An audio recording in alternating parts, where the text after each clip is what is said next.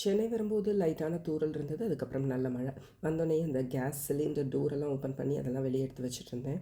லக்ஷ்னா வந்துட்டு எனக்கு ஹோட்டல் ஃபுட்டெல்லாம் வேண்டாம். வெறும் சாதம், ரசம் இருந்தால் போதும்னு சொல்லிட்டா. மாவெல்லாம் வீட்டிலேயே வச்சுருந்தேன். இதனால் வந்தோடனேயும் தோசை, கொத்தமல்லி சட்னி. மதியத்துக்கு மிளகு ரசம் வச்சுட்டு கேரட் பொரியல் பண்ணியிருந்தேன். இது மண்டே மார்னிங். லக்ஷ்னாக்கு கிளாஸ் இருந்ததுனால அவளுக்கு கொஞ்சம் கோல்டு, அதனால வந்துட்டு ரைஸ் கஞ்சி தான் வச்சேன். அது எப்படியும் ஃபுல்லாக குடிக்க மாட்டா. அதனால வார்ம் வாட்டரில் கேரட் ஜூஸ் போட்டு ஹனி பெப்பர் மிக்ஸ் பண்ணி கொடுத்துட்டேன். நான் ஏற்கனவே சொல்லியிருந்தேன்ல, சாக்லேட் ஐஸ்கிரீம், ஸ்வீட்ஸ் எல்லாம் சாப்பிட்டு ரொம்ப நாள் ஆயிடுச்சு. லக்ஷ்னா கிளாஸ் முடிஞ்சு வரும்போது எனக்காக இந்த ஹாட் சாக்லேட் வாங்கிட்டு வந்திருந்தா. நிறைய இடத்துல சாப்பிட்ருக்கேன். ஆனால் அந்த தியோப்ரமாவோட ஹாட் சாக்லேட் சூப்பராக இருந்தது. சான்ஸே இல்லை.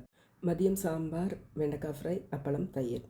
லஞ்ச் முடிச்சுட்டு லக்ஷ்னாவுக்கு வந்துட்டு கொஞ்சம் ட்ரெஸ் எல்லாம் வாங்க வேண்டியது இருந்தது. இது நான் ரொம்ப நாளாக தேடிட்டு இருந்த பிளான்ட்டு ஹோம் சென்டரில் கிடச்சது எனக்கு. வாங்கணும்னு நினச்சது நான் முழுசாக வாங்கலை. ரொம்ப டயர்டாக இருந்ததுனால வீட்டுக்கு வந்துட்டோம். லக்ஷ்னாவுக்கு கோல்டு வந்துட்டு விட்டுருச்சு. ஆனால் எனக்கு வந்துட்டு ரொம்ப ஜாஸ்தி ஆயிடுச்சு. ஊருக்கு கிளம்புறதுக்கு முன்னாடியே ஒரு மாதிரி தான் இருந்தது. வீட்டில் இருக்கிறவங்களுக்கெல்லாம் நான் செஞ்சு கொடுத்துருவேன். எனக்குன்னு வரும்போது சில நேரம் ஆர்டர் பண்ணி வாங்கிக்குவேன். கோல்டுக்காக சிக்கன் கிளியர் சூப்.